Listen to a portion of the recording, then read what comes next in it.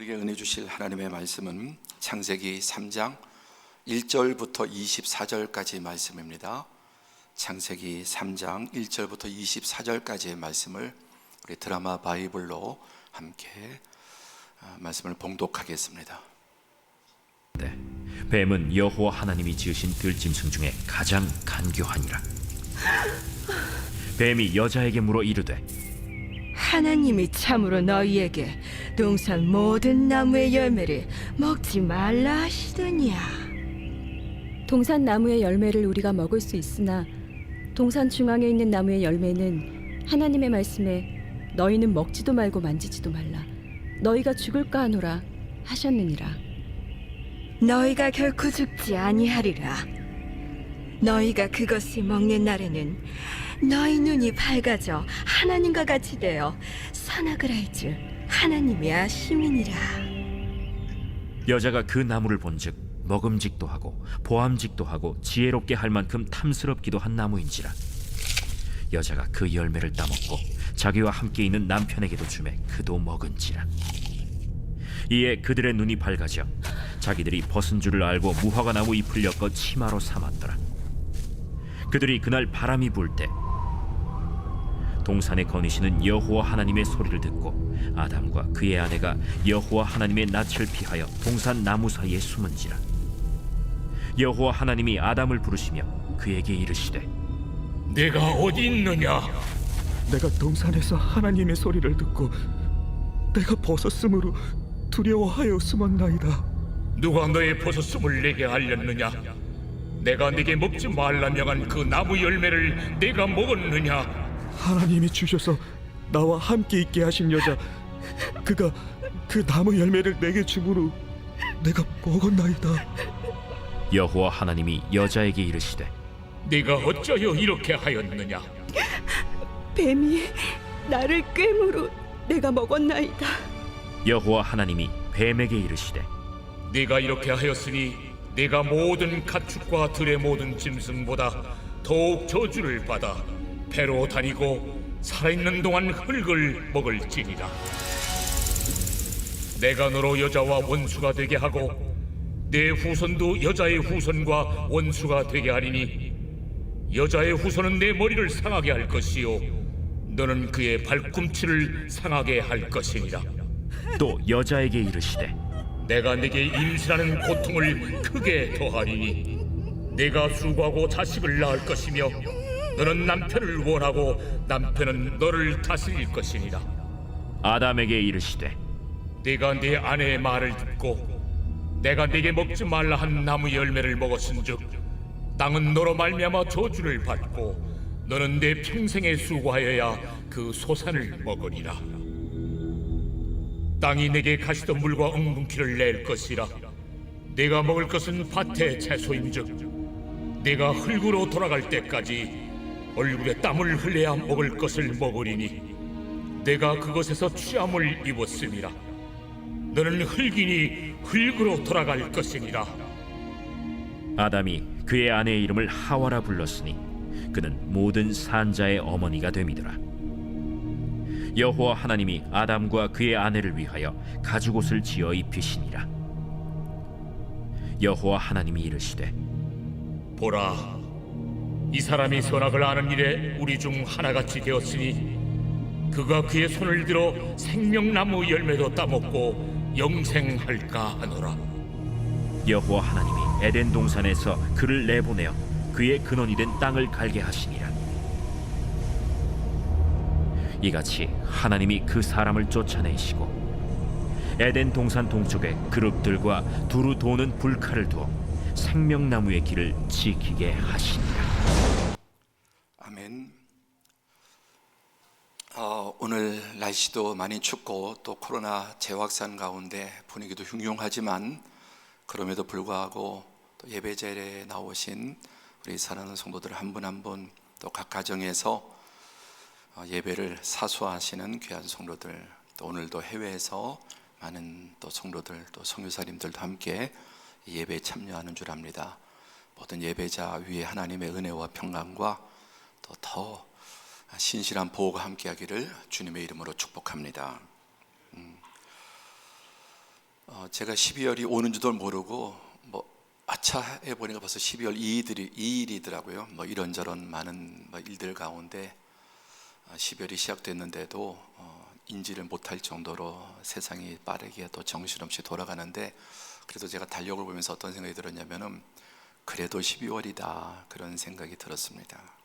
그래도 12월이 왔구나.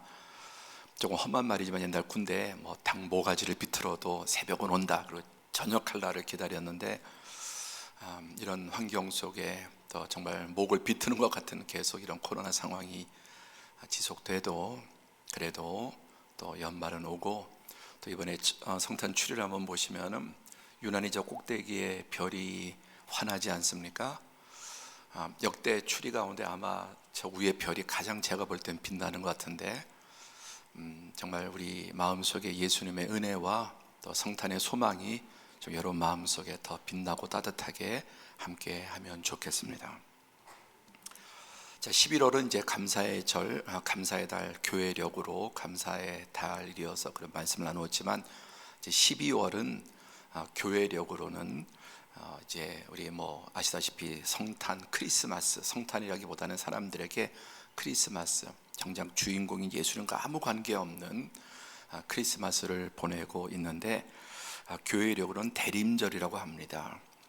대라고 하는 건 기다린다, 그 다음에 림, 이건 예수님의 강림, 이 땅에 오심을 기다리는 절기. 그래서 예수 그리스도의 탄생을 축하하기 위해 또 맞이하기 위해서 성탄을 기다리고 준비하는 기간으로 12월 1일부터 24일 이 기간을 교회는 전통적으로 대림절이라, 특히 우리 그리스도인들은 이 12월이 되면은 또 여러 가지 분주하고 이런저런 많은 일들, 연말에 또 바쁘지만은 이 세상의 어떤 분위기, 또 지금 코로나 2년 끝에 위드 코로나가 돼서 정말 연말 되면 거의 광란의 시간을 보내는 사람, 보복 여행, 보복 유흥 이렇게 해서 정말 그러지 않아도 시끄러운데 얼마나 금년 연말이 또 왁작지껄하고 또 떠들썩할까라는 생각이 듭니다. 그러나 우리 그리스도인들은 이럴 때 우리 마음속에 12월 하면 성탄절이죠. 예수님이 이 땅에 오신 그 의미를 생각하고 또 다시 예수님이 내 마음속에 임하시고 그 의미를 되새기고 예배하는 마음이 있어야 또 우리가 성숙한 그리스도인이라고 말할 수 있겠습니다. 오늘 이제 성탄을 앞두고 대림절을 맞이해서 12월의 첫 주, 오늘 말씀의 제목은 반역자에 대한 하나님의 처분이라는 제목으로 말씀을 나누고자 합니다. 자, 반역자는 어떻게 처분해야 합니까? 지금 이 시대는 민주시대니까 반역이란 말 자체가 별로 성립이 안 되죠. 얼마 전에 돌아간 분은 참 12.12 반역, 반란 이렇게 이제 또 악명이 높았는데, 하여튼 요즘 반역이란 말이 별로 이렇게 우리에게 와닿지 않는 시대입니다. 그러나 이제 이 왕조 시대에 반역죄는 인간이 지을 수 있는 모든 죄 중에 가장 큰 죄가 대역죄죠. 반역죄, 대역죄. 이 말은 황제나 왕에게 반역한 죄입니다. 그래서 이 대역죄를 지으면은 한 사람 하나 목 떨어지는 게 끝나는 게 멸문지하, 그 가문을 그냥 다 쑥대밭을 만들죠. 또 삼족을 지멸하는데 북에, 목에, 그 다음에 척에 삼족을 완전히 다 멸합니다. 그리고 그 사람이 이미 죽었지만 그 반역죄가 드러나면 무덤을 파헤쳐서 관을 다 부수고 죽은 그 해골의 목을 자르고 그렇게 철퇴를 가하는 부관 참시까지 하는, 한마디로 이름 그대로 대역죄, 인간이 지은 가장 큰 이 죄라고 하는 건 역이거든요. 언제나 순리와 영리인데 왕이나 황제에게 반역한 죄, 그리고 그 왕과 황제가 악한 왕일수록 그 오히려 처벌은 더 무시무시하겠죠. 우리 인간이 지은 죄가 바로 대역죄입니다. 진정한 의미에서 대역죄입니다. 우리는 그것을 인정이 싫어하지만 저나 여러분이나 우리 모두는 다 대역죄인이고 지금도 우리 안에 하나님을 향한 반항기가 가득합니다. 이 성탄의 의미가 무엇인지를 오늘 이 말씀 가운데 반역자에 대한 하나님의 처분이 무엇인가를 살펴봄으로써 우리가 이제 맞이할 성탄을 어떻게 우리가 어떤 의미가 있고 맞이해야 될 것인가를 생각해 보고자 하는 것입니다. 진정한 만왕의 왕이시고 만주의 주이시고 유일하신 창조주 하나님께 아담과 하와는 인류를 대표해서 반역한 것입니다. 아담과 하와가 반역할 때 나도 그 안에 속해 있음, 그걸 원자라고 합니다. 그게 말이 됩니까? 말이 되는지 안 되는지 는 그걸 내 삶을 보면 되는 거예요. 나의 사는 방식에 내 안에 끊임없이 하나님을 향한 반역과 불순종의 기질들이 그대로 있지 않습니까? 마음에 하나님 두기 싫어하고 자기 멋대로 자기 편한 대로 자기 고집대로 결정하기를 원합니다. 하나님의 생각이 떠올라도 억지로 추방하고 지워버립니다. 온 만물 가운데 하나님의 증거가 명백하게 보임에도 불구하고 자기 양심에 반해 진정한 정말 살아있는 이성에 반해서 끊임없이 하나님을 지우고 하나님 말씀에 불순종합니다. 하나님께서는 우주 만물의 도대체 식물과 동물과 모든 피조물의 종류가 도대체 몇십만 종, 몇백만 종인지도 모르지만 그 중에 유일하게 인간만을 하나님께서 하나님의 형상으로 사람을 지으셨습니다. 그리고 인간을 만물의 영장으로 삼으시고 하나님을 대신해서 그 창조주와 또 만왕의 왕의 통치권을 인간에게 하나님께서 위임하셨습니다. 그야말로 지극히 성은이 만극한, 진정으로 성은이 만극한 그 하나님의 은혜에 대해서 아담과 하와 인류는 대역죄를 지은 것입니다. 그러면 여러분, 이 땅에 그 왕에 대해서도 대역죄가 무시무시하게 멸문지와 삼족지멸 부관참시를 하는데, 이 창조주 하나님의 그리고 지극한 그 성은을 힘입고도 그 하나님을 몰아내고 자기가 하나님 자리에 올라서려고 했던 인간의 이 대역죄에 대해서 하나님이 어떻게 하셔야 되겠습니까?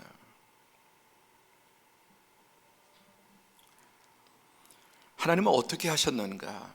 이게 바로 성경의 이야기고, 또 특히 오늘 성경 창세기 3장을 전부 다 읽었는데, 창세기 3장은 성경 전체의 스토리에 모든 이야기의 DNA가 이 한 장에 다 들어 있습니다.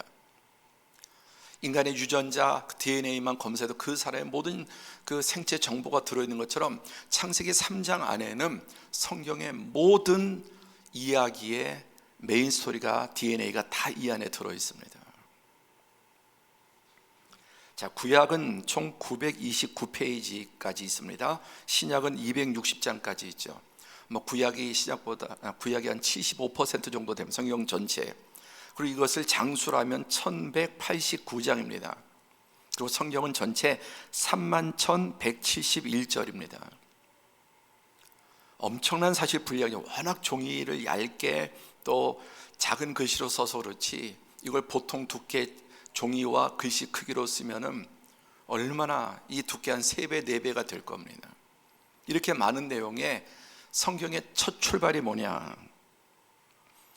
요즘 말로 이 성경은 딱 창세기 1장 1절의 시작이, 이 방대한 성경의 시작이 훅 치고 들어옵니다. 인류를 향해서 태초에 하나님이 천지를 창조하시니라.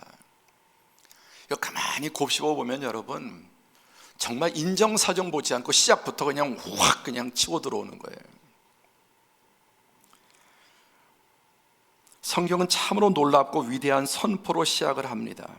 우리를 설득하려고 우리의 비유를 맞추지도 않습니다. 성경의 첫 단어가 뭐냐? 베레시트라고 하는 단어입니다. 그 유명한 우리나라의 좋은 차 제네시스, 이게 이제 이 베레시트를 영어로 하면은 제네시스가 됩니다. 태초에라는 뜻입니다. 성경의 첫 출발은 우주의 첫 시작. 이 성경 안에 여러분 얼마나 많은 수십만의 단어들이 있는데, 그 글자들이 있는데, 첫 글자가 베레시트, 태초에 하나님이, 원래대로 하면 하나님이 태초에 천지를 창조하시니라. 질러버립니다. 선포해버립니다. 군더더기 하나 없는 완벽한 선언입니다. 이보다 간결할 수도 정확할 수도 확고할 수도 강력할 수도 없는, 정말 사자처럼 담대하게 너희들이 받아들이든지 말든지 인정하든 인정하지 않든 이게 진리의 힘입니다. 뭐 누구 눈치 보고 야, 이렇게 말하면 어떻게 생각할까, 이렇게 하면 더 쉽지 않을까, 그런 거 없습니다. 하나님이 태초에 천지를 창조하시니라. 그리고 우리의 이해가 아니라 우리의 믿음을 강요합니다. 이걸 받아들이면 구원을 받는 것이고, 이걸 너의 알량한 그 생각으로, 인간의 이성으로 이걸 거부하는 자는 하나님의 말씀을, 하나님의 존재와 그의 인격과 그의 약속을 거부하는 자입니다.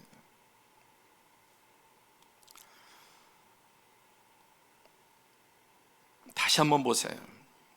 이게 성경의 출발이에요. 태초에 모든 우주 만물의 시작의 처음에, 신약에 오면 이제 요한복음에 아르케라고 되어 있는 시초, 하나님이 태초에 우주 만물을 창조하셨다.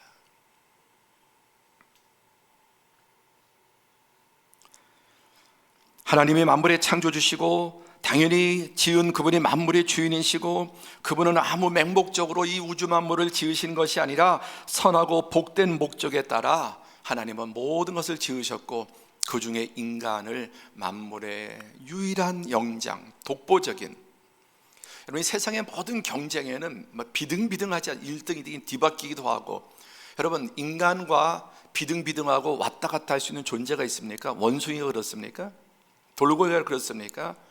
그냥 유일하고 독보적인 존재, 이게 진화가 됐다면 그 과정에 좀 비슷비슷한 존재들이 무수히 있어야 되지 않습니까? 세상에 이런 기업들, 또 여러 가지 뭐 공부를 뭘 하든 간에 얼마나 비슷비슷한 비등한 그런 경쟁자들이 많습니다. 진화로는 설명할 수 없는 인간의 유일한, 어떻게 그럴 수 있는가? 하나님이 인간만을 하나님의 형상으로 지었기 때문에 가능하다.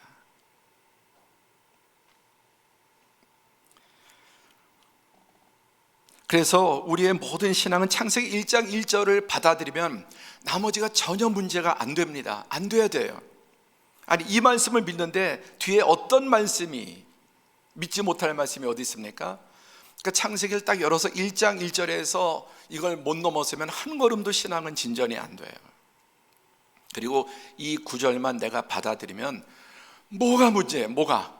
도대체 어디가 걸린다는 거예요? 우주 만물 하나님이 정말 형언할 수 없는 이 우주 만물 모두를 그분이 지으셨는데, 그래서 성경은 출발해서 한번 들어보고 알아보고 그 다음에 아니, 훅 들어와서 너 굴복할래? 여기서 너 버틸래? 네 인간의 생각과 어떤 걸 알량한 것으로 대항할래? 아니면 무릎 꿇을래? 그리고 알아가고 배워가고 경험하게 되는 것입니다. 바로 이 1절 앞에 그 사람의 우주관, 세계관, 역사관, 가치관 모든 것은 여기에 출발하면 반석 위에 세워지는 것이지만, 이것을 받아들이지 못하면 그는 어떤 것을 주장하고 생각해도 모래 위에 지은 어리석은 인생에 불과합니다. 이 선포 앞에 인류는 세 가지 갈림길에 서게. 첫 번째, 이걸 받아들일 것이냐. 태초에 하나님이 천지 만물을 창조하셨다. 아니면 신화죠. 온갖 이방의 종교들, 죄송합니다만 세타령이 생각이 나는데, 새가 날아든다, 온갖 잡새가 날아든다 가사처럼 온갖 온갖 잡신들을 인간들이 만들어내는 거예요. 인간이 만들어내는 온갖 잡신들을 세상에. 얼마나 여러분 세상에 이 종교의 미신에 수도 헤아릴 수 없는, 인도의 힌두교 하나만도 3억 3천만이 넘는 신이, 일본의 신도에는 800만이 넘는, 우리나라도 온갖 종류의 잡귀신들을 여러분 인간이 만들어내고 거기에 숭배하고 하는. 세 번째는 우연론인데, 유물론, 진화론은 우연론입니다. 뭐 어떤 책이든 진화론과 관계된, 유물론과 관계된 뭐 이런 책들을 읽어보세요. 뭐 호모 사피엔스든지 호모 호모 데우스라든지 이런 책을 보면은 모든 전제는 우연히 어떻게 되고, 우연히 또 뭐가 막히면 우연히 안 풀리는 것마다 우연론입니다. 유물론은 과학이 아니에요. 진화론은 과학이 아니라 우연론이에요. 마음에 하나님 두기 싫어하니까 인간이 만들어낼 수 있는 건 두 가지밖에 없어요. 신화, 온갖 잡신들, 그리고 이성과 과학의 이름으로 우연히 이 모든 것이 진화가 돼요. 성경은 처음부터 하나님이 종류별로 착착착착 종속, 과목, 강문계 하나님이 다 만들어 오시고, 그리고 그 중에 인간만 하나님의 형상대로 부여하셔서 만물의 통치자로 만드셨다는 것입니다. 그러니까 결국은 두죠. 참과 거짓이에요. 반석이냐 모래 위냐.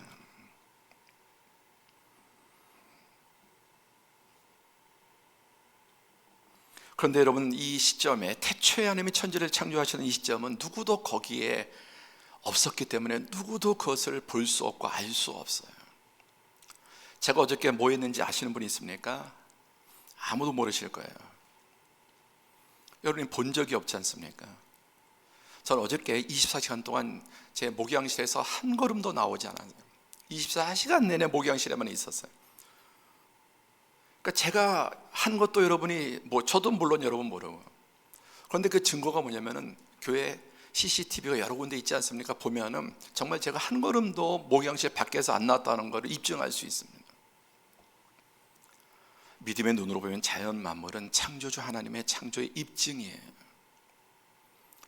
그걸 억지로 안 믿으려고 하니까 인간이 그 대안을 이렇게 저렇게 온갖 귀신들로 진화론으로 만들어 놓고, 그 모든 출발이 우연히 어쩌다가 뭐가 뭔지 모르지만 이렇게 출발한 이 기반 위에서, 이 거품 위에서 세워지는 것을 인간은 과학과 이성으로 받아들입니다.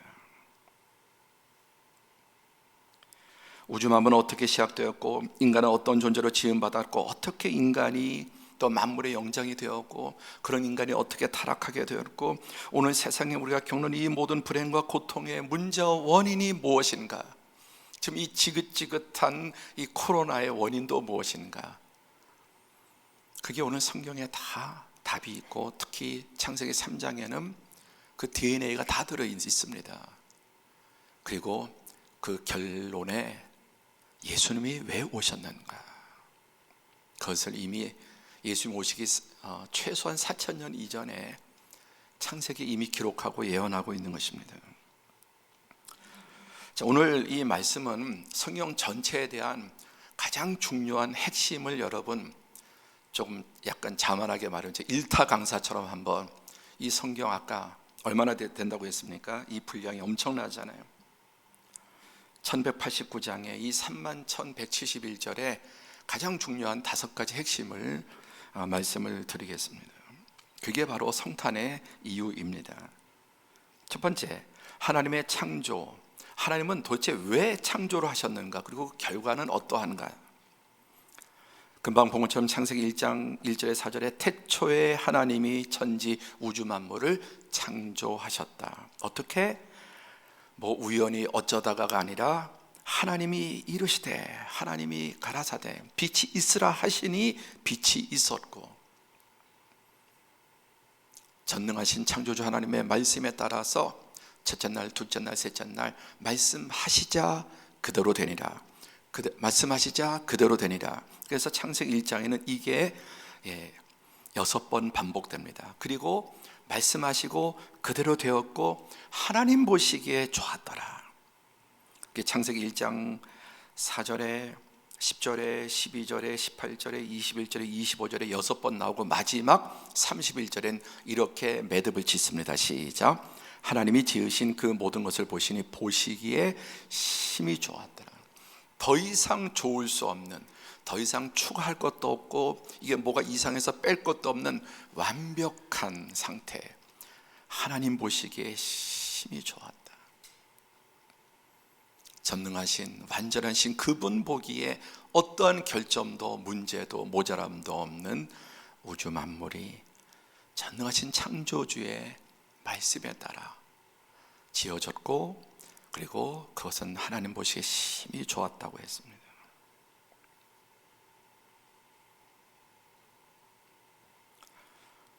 만드신 분도, 그것을 이것을 평가하는 기준도 누구 보기에? 하나님 보기에. 여러분, 우리 인생은 내가 보기에가 아니라, 남이 보기가 아니라 하나님 보시기에 나는 어떤 사람인가, 하나님 보시기에 좋아야 돼요. 남들이 아무리 인정하고 또 칭찬하고 아무리 알아줘도 하나님 보시기에 넌 아니야, 넌 아니야, 매네 대길 우발하신 너는 탈락이야. 그 인생은 결국 실패한 인생이 됩니다. 기준이 하나님이시죠. 두 번째, 그럼 하나님은 이 완벽하고 아름다운 선하고 복되고 아름다운 우주 만물을 왜 창조하셨는가? 창조 목적이 무엇인가? 창세기 1장 20절에 시작. 하나님이 그들에게 뭐를 주시며? 복을 주시며. 토브라고 하는 단어. 복, 토브. 선하다, 아름답다, 좋다, 완전하다. 모든 좋은 의미는 다 들어있는 단어가 이 복이라는 단어예요. 거기는 물질의 복도 있고 영적인 복도 있고 육신의 복도 있고, 하여튼 이 복이란 말이 토브인데, 하나님의 모든 하나님 되심에 이 세상의 좋은 의미와 가치는 다 담고 있는데, 그 출발이 선하고 의롭다, 그리고 그 안에 완전함, 진, 선, 미 다 들어있는 게 복입니다. 그리고 거기에는 물질의 부요도 들어있습니다. 창조 목적이 뭐냐? 하나님 피조물들에게 하나님의 복을 쏟아 부어주시기 위해서, 그리고 그 모든 것을 지으시고 복을 주시며 생육하고 번성하고 여러 바다 5대양 6대주에 충만하라 축복하셨습니다. 만복의 근원이신 하나님의 이 주체할 수 없는 넘치는 복을 받을 대상이 필요하잖아요. 여러분, 돈이 있는데, 돈이 어마어마하게 많은데 이게 온통 나만 위해서 쓰면 행복할까요? 천만에. 네. 물론 나를 위해서 쓰는 것도 좋지만, 내가 너무너무 돈이 많아서 그걸 정말 많은 친구들에게, 사랑하는 사람에게, 특별히 자녀에게 특별히 좋은 일에 쓰면은 얼마나 그게 행복할까요? 제가 어저께 존 리, 유명한 우리나라 최고의 지금 투자가, 신실한 믿음의 사람인데 그 간증을 보내드렸는데 받으셨으면 한번 꼭 들어보세요. 정말 엄청난 부자이지만 어떤 정신으로, 돈은 하나님의 선물이고 축복이고 그것을 가지고 할 수 있는 선한 일들이 얼마나 많은,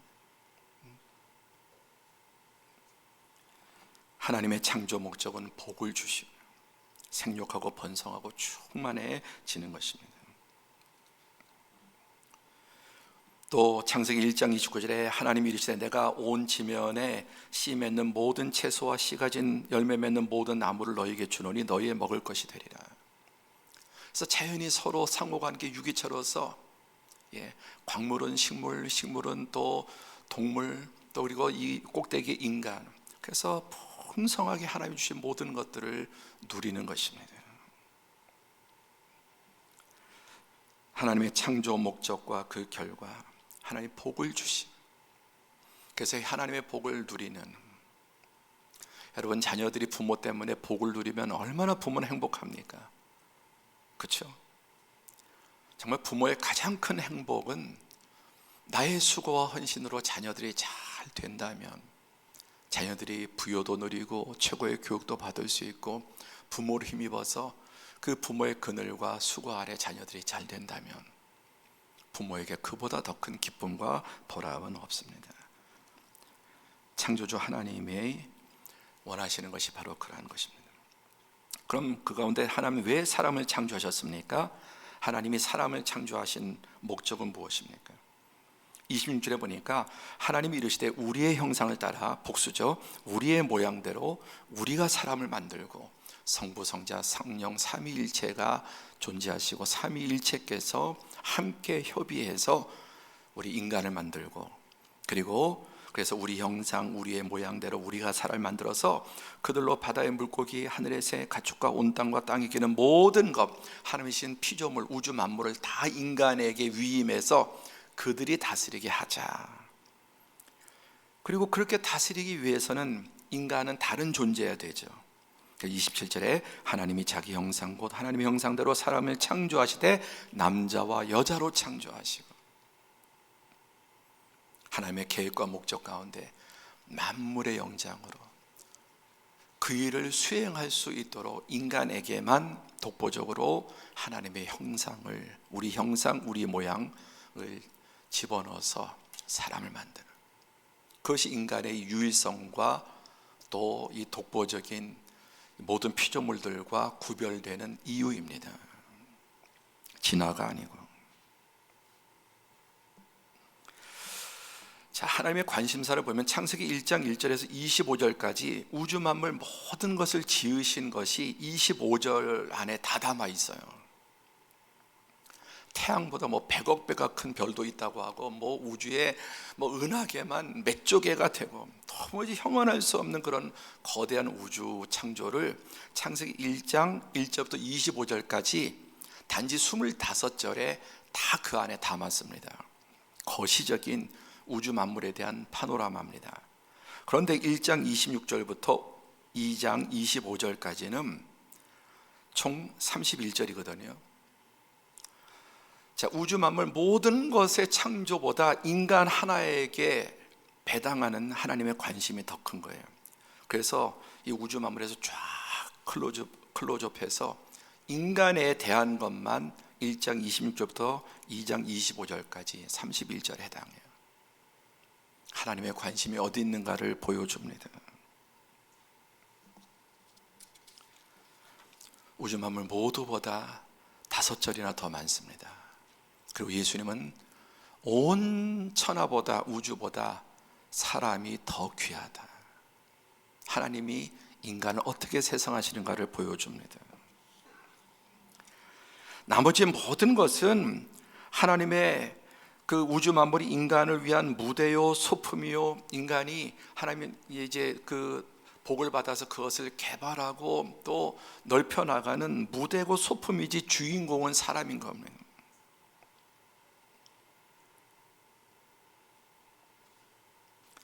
다시 1장 28절에 보시면 하나님이 그들에게 복을 주시며 그들에게 이르시되 생육하고 번성하고 충만하고 정복하고 모든 생물, 모든 만물을 다스려라.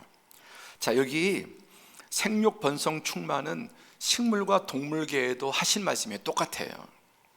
그런데 여기 이어서 땅을 정복하고 또 바다의 물고기와 하늘의 새와 땅에 움직이는 모든 생물을 다스리라는 것은 오직 인간에게만 주신 축복입니다. 생육, 번성, 충만, 동식물과 사람의 피조물적인 공통분모. 인간도 흙으로 지음받았습니다. 인간의 몸의 재료는 흙인데, 그런데 거기에 하나님의 형상을 집어넣었다 그랬죠. 그래서 모든 생명체와 더불어서 생육, 번성, 충만은 동일한데 그 위에 인간에게만 정복하고 다스리는, 이 다스림이 도미니언이죠. 다스림과 통치권, 이 두 가지를 인간에게 특별히 부여하신 것입니다. 그래서 인간이 만물의 영장이 된 것이고, 아시다시피 이게 모든 것을 다스리고 있는 것입니다. 여기서 정복과 다스림은 무슨 악한 그런 군대, 독재자 이런 식의 정복이 아니라 선하신 창조주, 복되신 창조주의 목적대로 선한 청지기로서 하나님이 주신 모든 피조물을 하나님의 목적과 뜻대로 또 그 모든 것을 점점 더 아름답게 개발해 나가는 것입니다. 창조주 하나님의 마음과 목적으로 모든 피조물을 이제 인간이 사랑으로 돌보고 섬김으로 돌보는 것입니다.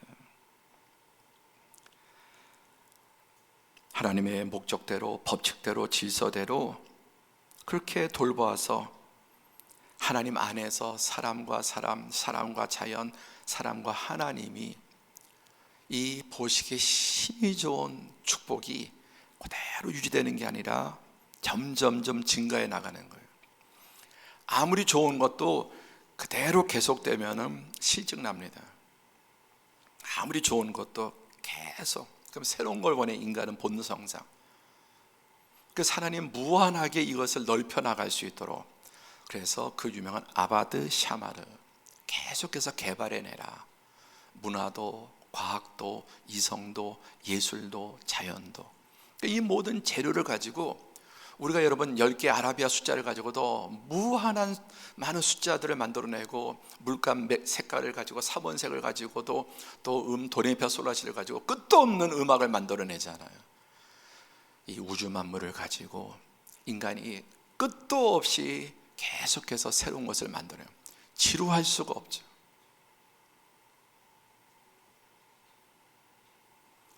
그게 바로 정복하고 다스린다는 의미입니다. 더 나아가서 온 지면의 모든 것들을 인간에게 다 하나님께서 주시고, 또 창세기 2장 8절에는 여호와 하나님이 동방의 에덴의 동산을 창설하시고, 우주 만물이 에덴 같지만 그 중에도 특별시 같은 엄청난 세계적인 재벌이 대저택을 가지고 있듯이 그 중에 하나님은 에덴을 특별히 인간을 위해서 창설하시고 그 지으신 사람을 거기에 두었다. 에덴이란 뜻은 행복, 기쁨이란 뜻입니다. 왜 그렇게 하셨는가? 자, 앞에 부분은 우리 남성들이 해보고 뒤에 부분은 분홍색은 여성들이 한번 해볼까요? 시작. 피조물의 행복은 창조주의 행복과 영광이다. 하나님의 행복이 뭐냐? 우리가 행복한 게 하나님의 행복이고, 하나님의 불행, 하나님의 슬픔, 하나님의 아픔이 뭐냐? 우리가 괴롭고 실패하고 아픈 게 하나님의 슬픔이에요. 예수님 뭐라고 말씀하셨습니까? 너희가 악한 자, 인간이 얼마나 이기적인 존재입니까? 얼마나 악이 많. 그런데 자식에게는 생명까지도 줄 수, 자식에 아까운 게 있습니까? 너희 인간이 이기적이고 타락하고 죄악성이 있고 그래도 자식에게만은 어떻게 하느냐? 너희 악한 인간도 그런데 하물며 사랑이신 하나님은 어떠신가? 피조물의 행복은 창조주의 행복과 영광이고, 즉 말해서 나의 행복은 창조주 하나님의 행복과 영광이지만, 내가 불행하면 하나님도 불행을 느끼시는 거예요. 자식이 불행하면 부모도 그 아프고, 어쩌면 자식보다 더 큰,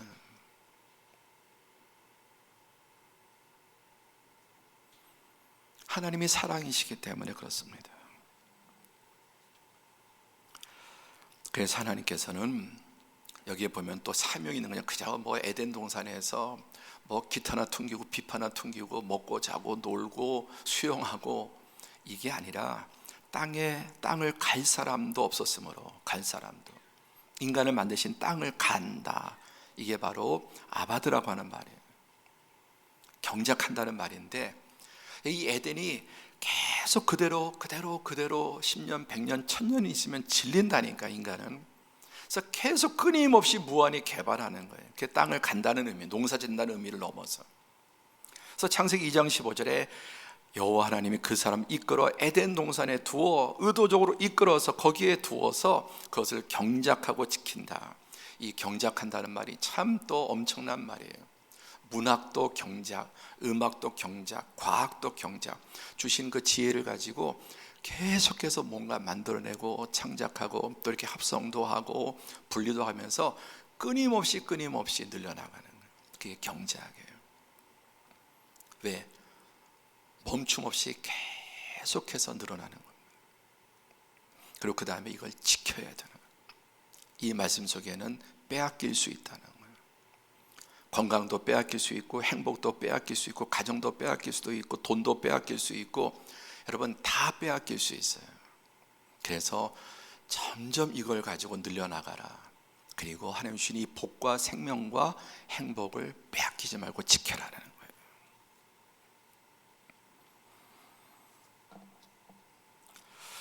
자, 이 모든 내용을 정리해 보면은, 창세기 1장 20절에 사람은 하나님의 형상으로 지음받은 하나님의 대리통치자고, 또 하나님의 만복을 누리며 에덴의 영생은 하나님의 행복과 영광이다. 사람이 일을 하면서 하나님의 모든 복을 누리고 혜택을 누리고 에덴의 영생하면서 끊임없이 새로운 것, 더 풍성한 것을 누리는 것이 하나님의 행복과 영광입니다. 그래서 하나님께서 인간을 만드시고 2장 15절에 경작하라, 아바드. 이게 바로 예배라는 단어예요. 성경에 나오는 예배, 일하다, 섬기다, 경작하는 자체가. 오늘처럼 우리가 이렇게 교회 나와서 예배드리고 또 가정에서 예배하는 이런 예식적인 예배도 있지만, 이 세상에서 하나님의 사명대로 살아가는 게 직장을 경작하고 가정을 경작하고 나에게 주신 자녀를 경작하고 또 달란트를 경작하고 이런 게 그게 예배고 하나님의 기쁨이 되는 거예요.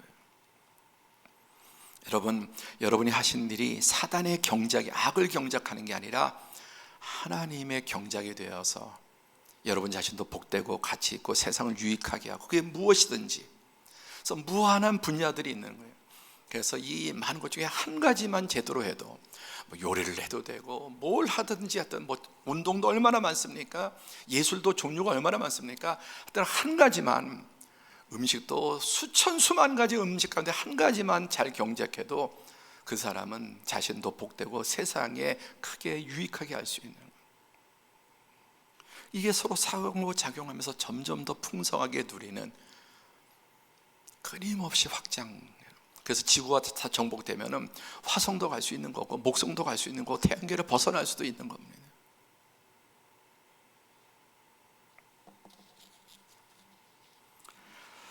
그런데 만 가지의 자유를 주시지만 한 가지만 금지하셨어요.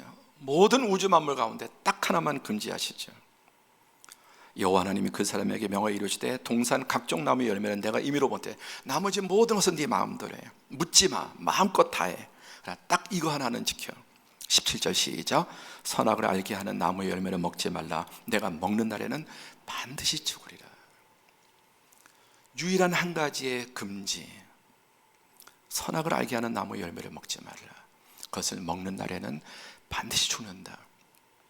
왜 그 한 가지를 금했을까요? 너의 창조주를 기억하라는 거예요. 창조주의 선은 넘지 말라는. 아멘. 이 피조세계는 다 주었으니까 그냥 마음껏, 나한테 물을 것도 없어. 어떻게 할까요 말까요? 물을 것도 없어. 네 마음대로 무엇인지 다 해. 그러나 딱 하나, 너의 창조주의 선을 넘지 마라. 근데 아담과 하와가 여러분 선악과를 따먹은 이유가 뭡니까? 인간의 불신, 먹으면 반드시 죽으리라 했는데 대역죄가 뭡니까? 뱀이 유혹하죠.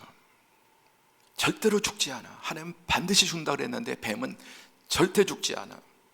오히려 너희가 그걸 먹는 날에 눈이 밝아져 너희가 하나님이 되는 거야. 하나님이 그걸 금한 이유는 너희가 선악과를 따먹으면 하나님처럼 될까 봐 하나님이 금한 거예요.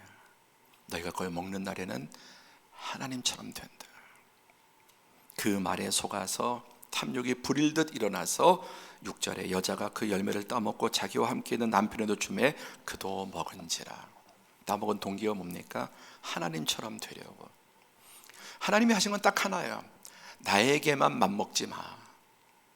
너에게 이 모든 것을 준 것이 창조자님. 너희는 정말 무궁무진하게 발전할 거고 개발될 거고 이성과 과학과 모든 것이 늘어날 텐데 한 가지는 기억해. 이 모든 것이 어디에서 왔는지, 그리고 넘지 말아야 될 선이 무엇인지. 그 선을, 마주노선을 넘겨버리는 것입니다. 선악과에 무슨 독극물이 있는 게 아니라 그 하나님의 명령에, 도덕적이고 양심적인 이 명령을, 유일한 법을 어긴 것입니다. 그야말로 대역죄를 저지른 것입니다. 자, 그러면 이 반역죄에 대한 마지막 하나님의 처벌은 어떠합니까? 첫째, 하나님의 공의, 말씀대로 먹으면 반드시 죽으리라.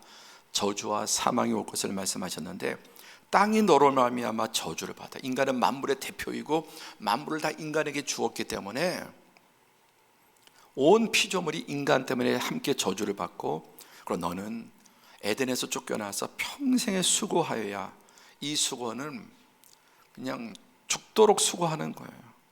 죽도록. 그래서 먹고 살기 위해서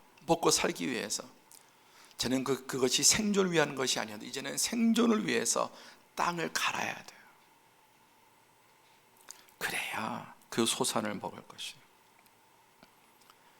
그리고 내가 흙으로 돌아갈 때까지 얼굴에 땀, 일평생 정신적인 스트레스, 마음의 주임, 육신의 질병, 고통, 환란, 하다못해 이런 또 코로나, 온갖 종류의 질병들, 재앙들, 자연재해, 전쟁 등등 죽을 때까지 고통을 당해야 먹고 살 것이고 결국 흑인이 흑으로 돌아갈 것이다.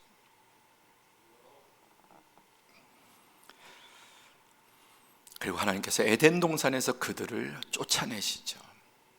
그리고 저주받은 땅을 갈게 하는, 그 복된 땅이 아니라 에덴이 아니라 저주받은 땅을 갈게 하시고, 그리고 그 에덴에서 쫓아내서 이제 그 에덴 동산을 인간이 지키라고 했는데 인간이 마귀에게 내준 것이니까 이제 그룹들로 하여금 그 생명나무 에덴을 지키게 해서 인간이 접근하지 못하도록, 원래 사단이 접근하지 못하도록 해야 될 것인데 자기가 쫓겨나서 빼앗기고 더 이상 인간이 접근하지 못하도록 쫓겨나게 된 것입니다. 반역죄에 대한 하나님의 처분, 인간이 겪는 모든 종류의 고통과 괴로움과 영적인, 육신적인, 정신적인, 물질적인 어떤 것이든지 간에 그 원인은 바로 반역죄에 대한 창조주의 형벌입니다. 그러나 하나님은 사랑의 하나님이세요. 오늘 이 3장 안에 놀라운 복음과 또 하나님의 모든 성경의 구속사의 DNA가 다 들어있다고 했는데 15절에 보니까 내가 너로 여자와 원수가 되게 하고 내 후손도 여자의 후손과 원수가 되게 하리니 여자의 후손은 내 머리를 상하게 할 것이요. 사단이 하와를 통해, 여자를 통해서 이 세상에 들어오고 범죄하고 아담까지 범죄하게 됐는데 이제 하나님은 그 역으로 여자의 후손, 바로 예수 그리스도, 이 여자의 후손이 이사야 7장 14절에는 보라 처녀가 잉태의 아들을 낳을 것이요 라고 예언되고, 그 다음에 마태복음에 동정녀 마리아에서 예수님이 탄생하였어요. 이 예언의 말씀이 이제 계속 역사 속에서 이루어져 나가는 것입니다. 하나님은 인류의 죄가 들어온 여성을 통해서 인류의 생명이신 예수 그리스도도 들어오게 하시는. 그리고 21절의 시작, 여호와 하나님이 아담과 그의 아내를 위하여 가죽옷을 지어 입히시니라. 먹으면 정령 주려했는데 하나님께서는 인간 대신 다른 짐승을 죽이셨습니다. 그것이 어린 양이든 소든. 그래서 인간은 무화과나무 잎으로 자신의 죽음을, 수치와 부끄러움과 보호하려고 하나님은 가죽옷, 이 가죽옷은 하나님이 아담과 하와를 대신해서 동물을 죽이시고 그 가죽을 벗겨서 옷을 입히셨는데, 이 가죽옷은 결국 예수 그리스도, 하나님의 어린 양이신 예수 그리스도의 의의 옷을 상징하는 것입니다.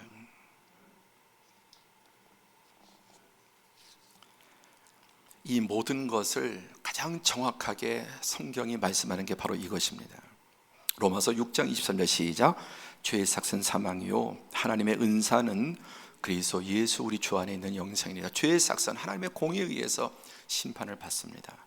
그러나 동시에 하나님의 은혜, 하나님의 사랑은 그리스도 예수 안에, 우리 주 안에 있는 영원한 생명을 주셔서 결국 이 모든 것은 창세기 3장 16절의 열쇠로 다 열리게 됩니다. 시작, 하나님이 세상을 이처럼 사랑하사 독생자를 주셨으니 이는 그를 믿는 자마다 멸망하지 않고 영생을 얻게 하려 하십니다. 이게 성경 전체, 아까 창세기 3장은 이 모든 DNA라면은 바로 예수님이 보라 세상 죄를 지은 하나님의 어린 양, 하나님의 은사, 이제 그리스도 예수를 영접하는 사람은 하나님의 자녀가 되는 권세를 주시고 그를 믿는 자는 멸망을 면제받고 영원한 생명을 얻게 하시는, 그게 이 성경의 모든 핵심 스토리입니다. 자, 오늘 말씀 한번 정리해 보면은, 자, 제일 처음 하나님의 창조와 그 목적, 만복의 근원이신 그 하나님께서 피조물을 하나님의 복을 다 받아 누리고 그 피조물이 하나님의 은혜와 혜택을 힘입어서 행복하게 사는 것을 하나님은 누리기 원하셨고, 그 중에도 인간을 하나님의 형상대로 만물의 영장으로 삼으셔서 생육 번성 충만 정복 다스리고 이 모든 것을 인간에게 맡기셔서 하나님 비슷하게 만들어서 이것을 가지고 인간이 주신 그 창작력을 가지고 창조의 모든 재료를 통해서 무궁무한하게 만들어 나가고 하나님을 대신해서 이 모든 것을 섬기는 그것을 누리기를 원하셨는데, 그리고 단 한 가지의 제한, 만 가지 자유 한 가지 제한, 창조주를 기억하고 창조주께 감사해라. 너의 너된 모든 것은 다 창조주의 은혜임을 잊지 마라. 배은망덕하게도 하나님의 말씀을 불신하고 하나님이 되려고 반역한 죄로 인해서 에덴을 빼앗기고 생명을 빼앗기고 이 피조 세계에 모든 저주가 들어오게 된 것입니다. 그러나 그 반역자에 대한 하나님의 처분은 어떠합니까? 영접하는 자, 곧 그 이름을 믿는 자, 하나님의 자녀가 되는 독생자 예수님을 이 땅에 보내주셔서 에덴에서는 생명나무를, 영원한 생명 에덴에 들어온 걸 막으셨지만 그 생명나무 대신 예수님이 이 땅에 오셔서 우리 죄를 대속해서 죽으시고 이제 누구든지 저를 믿는 자는 멸망하지 않고 영원한 생명을 얻겠다. 선악과 먹으면 죽고 영원히 멸망해. 그러나 생명나무신 예수님을 믿고 나를 먹는 자는 영생하리라고 약속하신 것입니다. 그래서 이 선악과에 반대되는 말씀이에요. 요한복음 6장 57절 58절에 살아계신 아버지가 나를 보내심에 내가 아버지로 말미암아 사는 것 같이 나를 먹는 그 사람도 나로 말미암아 살리라. 선악과를 먹으면 죽지만, 반드시 죽지만 나를 먹으면 그는 살아. 어떻게 삽니까? 58절 시작.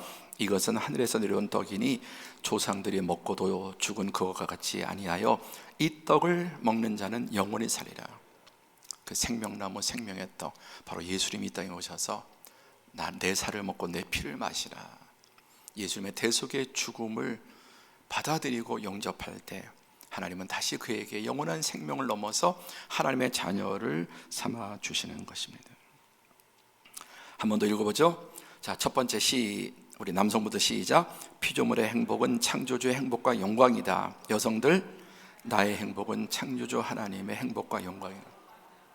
배은망덕하게 대역죄를 지어서 이 걷어차버린 이 생명과 축복을 다시 되찾게 해주시기 위해서 하나님은 예수님을 이 땅에 보내주시고 이제 예수님을 믿는 자에게 이 영원한 하나님의 자녀가 되는 권세와 생명을 회복해 주시는 것, 바로 그를 위해서 예수님께서 성탄절에 오신 것이고, 우리는 그 대림절, 이분에게 초점을 맞추고 또 우리가 지금 세상이 크리스마스, 예수님과 아무 관계없는 이 크리스마스조차 소돔과 고모라처럼 인간의 쾌락과 인간의 욕심을 즐기는 사람들 가운데 우리 그리스도인들은 대림절, 상황이 어렵고 눌리고 스트레스도 많고 바쁘지만 이 예수님, 나를 위해서 오신 하나님의 아들 예수님 바라보고 또 이 성탄을 우리의 마음으로 잘 준비해서 금년 성탄절이 우리 인생의 어느 때보다 의미 깊고 은혜가 가득하고 또 예수님의 생명과 또 그 은혜로 넘치는